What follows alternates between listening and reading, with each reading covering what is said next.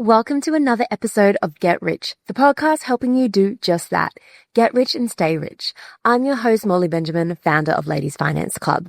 Now, if you're thinking about investing for your kids, before you go open that account in their name, listen to this, because in this episode, I chat with financial advisor Daisy Magor about the 5 smart ways to invest for your children, the tax traps to avoid, and why putting investments in your kids' names could actually backfire. And let's make a quick deal. If you learned something new from this podcast episode, you'll hit that subscribe button. It helps us keep bringing brilliant guests to the potty. All right, sit back and enjoy. So we get this question a lot because we've got quite a few mums listening, and it's all about, well, how do we best save for our children or best invest for our kids? So I wanted to chat with you about the 5 main ways to invest for your kids and maybe the pros and cons of each. Now, I know we did do an awesome webinar about this with Ladies Finance Club, but the content was so good and people on that webinar were like, wow, this is the clearest I've ever heard it. So I thought, let's turn it into a podcast. Yeah, awesome. Can't wait. Okay, so what is the first way we can invest for our kids? So probably the most simplest and what we see definitely the most is just parents investing in their own name. So I'll set up a investment account in my own name, but it's there for my daughter. So yeah, it's definitely the most simplest and the one that we see the most. Okay, and what are the tax implications there? Any dividends, any distributions received from that portfolio is taxable income in my own name in that example. Any capital gains again would be in my own name, but then you'd also get the discount that comes with being an individual and being an investor if you hold it for more than 12 months. Okay, awesome. Is there anything else I need to think about if I'm putting it in my own name? I suppose if you and your partner are looking at investing for your kids, one thing that we always have a look at is different tax rates. So if my partner was on a much lower tax rate than me, I would potentially invest in their name compared to in my name. So yeah, they're probably the biggest things. I mean, as I said, it's definitely the simplest, the easiest way to set up a small investment for your kids for the long term. Awesome. Okay. And what about another way? So we've got a minor investment account. So what is that? Yeah, so minor investment accounts are definitely becoming more popular probably in the last 18 months, 2 years. Yeah, there's a lot of stockbroking accounts that are now allowing you to open these minor investment accounts. I suppose they're very misunderstood in how they are taxed. So effectively it would be myself as trustee for my daughter, and they kind of promote that you would be able to transfer to your child at age 18 without having to incur any capital gains tax. But I suppose you just have to be careful with that, which I'm sure we'll go into on kind of the different implications of how you structure that. Yeah. So yeah, I guess what are those implications? Yeah. So a lot of people believe that similar to setting up an account in your own name, that any distributions, capital gains, all of that would be taxable in the parent's name until the child hits 18. That isn't the case. And the ATO have released quite a few rulings recently where you need to set up a tax file number in the child's name, and any income, so distributions, capital gains, needs to be declared in the child's tax return. Obviously, if the child is a minor tax rates come into play, which are extremely high compared to the marginal tax rates of adults. Yeah. Okay. Another way, we've got education bonds. Yeah, so education bonds is definitely something that we've come across quite a bit as well. So education bonds are kind of an informal trust, so they're not as kind of formal as a family trust where you have listed beneficiaries, but education bonds are purchased in the adult's name, and then you can have numerous minors listed as a beneficiary. So they're a really good way from a tax perspective to set up for long-term, so high school education, things like that. But again, they're quite a complex structure that people don't really understand when setting them up themselves. Okay, so you kind of need to go to an advisor for that. Yeah, there's a lot of great information online. I suppose it's hard for someone that doesn't have a finance degree to kind of understand when they can pull it out, the different components that come with an education bond. Yeah. So yeah, I would definitely suggest doing a lot of research or reaching out to an advisor if that is your way. And actually, what is an education bond? So an education bond is effectively, it's an investment account that you set up for your children. So you can put money in, you can put a lump sum in, you can put a savings plan in. So $50 every fortnight, whatever that looks like. And there's two components of a bond. So there's the capital component and the earnings component. So the capital component is there with all the money that you've put into the bond. And then any earnings component is then forms part of the earnings part. So there's different ways that, like, different tax implications of pulling money out of the earnings bond compared to the capital bond. And I suppose the whole purpose of this bond is there for education. So it is there that, you pull it out for education purposes, whether that be high school, tertiary. School, tertiary. Yeah. Okay. And so with the education bonds, so, when we have normal bonds, which is kind of like when you loan your money to the government or corporate companies and then you get paid a repayment, you get paid an interest rate. Is it the same as an education bond? No. So education bonds are completely different. So an education bond is effectively a tax structure. You can invest in all different things, like all different ETFs, all different investments within an education bond. So it's quite different to a government bond. Okay, great. So they just try and confuse us by having the same name. Exactly. That for us. And so with that education bond, it's a tax structure. We can invest it in, ETFs.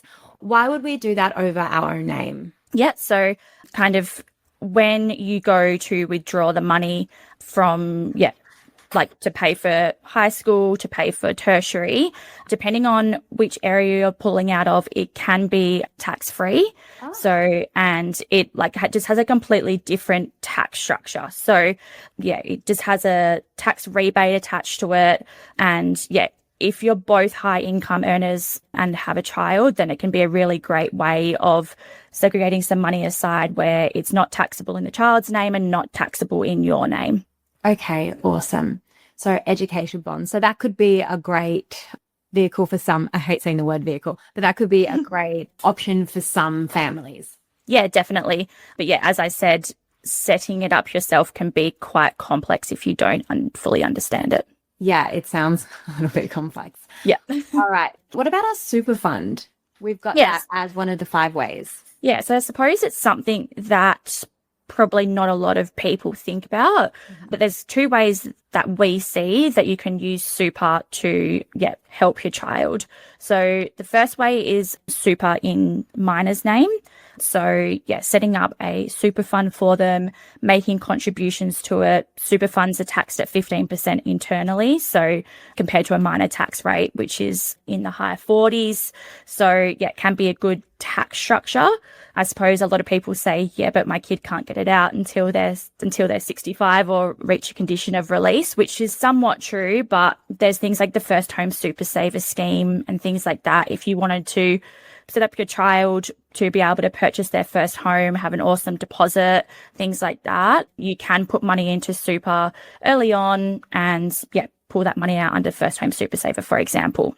The second way of doing it is superannuation in your own name. So I have seen clients that are in their mid-40s. They've maybe got a 10, 11-year-old and they have set up a completely separate super account that is there for their child. So they know that they don't want to give their child this money until they're in their 60s, and then at which point they would have met a condition of release and be able to pull the money out and gift to their child.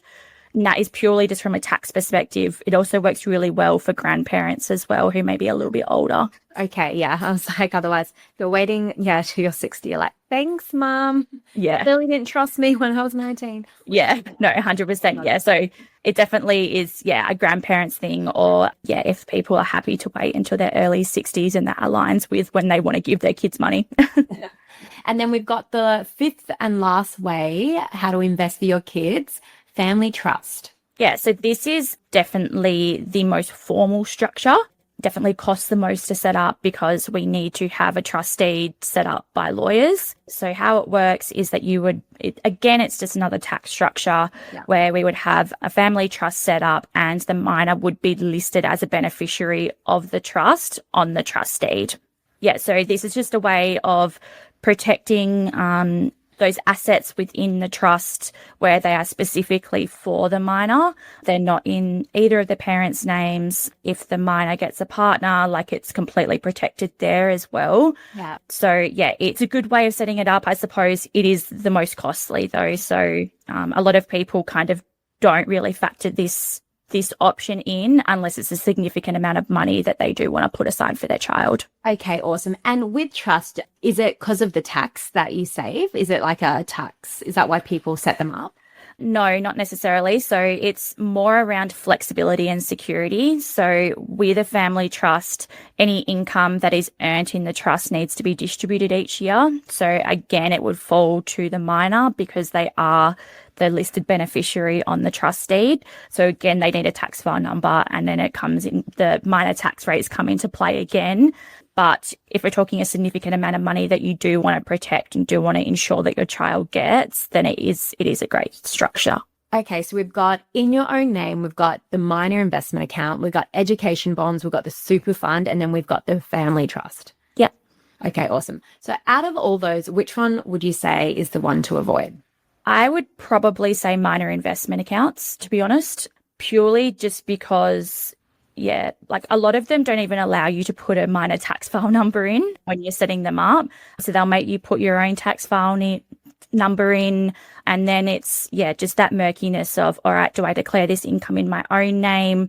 And then it can't be transferred to my child capital gains tax free at 18. Or do I declare it in their own names, incur higher tax along the way? Like there's just so many unknowns with minor investment accounts, purely from a tax perspective. I somewhat think it's simpler and easier just to invest in your own name and then, yeah, just transfer it to them at 18. Great.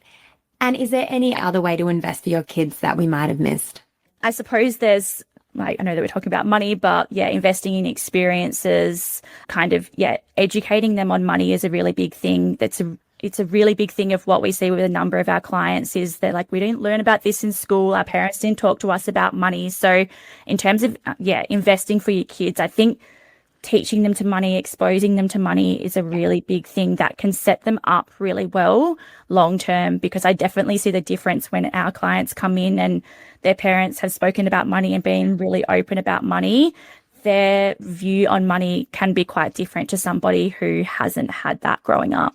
Yeah, and when we think about it, our money mindset, so the way we think, feel, and behave with money, it's made up by the time we're 7 years old. Yeah, just so young. And it's completely influenced by how our parents behaved, acted, what they did with money. So again, if you were getting good messages, awesome. But if you weren't, like I would say majority of people, then yeah, we want to make sure we're not, I guess, role modeling those behaviors to our kids, being careful with the language that we use. You know, we're choosing not to buy that, it's not too expensive or it's too expensive.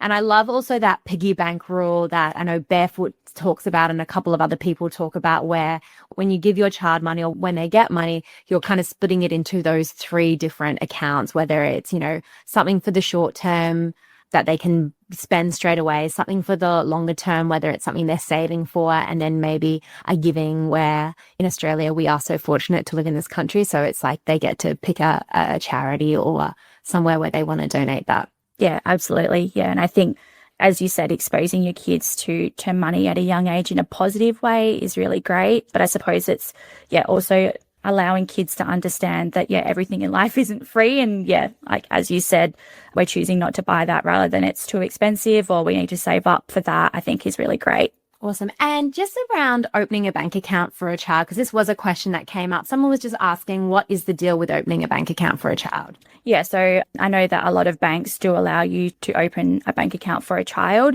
very similar where, you would normally be trustee for the child, and then it would transfer over to the child, once they reach an age. So, it's quite easy to set up. There's no capital gains implications, so there's no worries there. It's just, purely that you would be trustee on the bank account. Awesome. Well, I think we might have to do another episode on teaching your kids good money habits. But for now, thank you so much, Daisy, for showing us and explaining to us those 5 different ways to invest for kids. No worries. Thanks so much, Molly.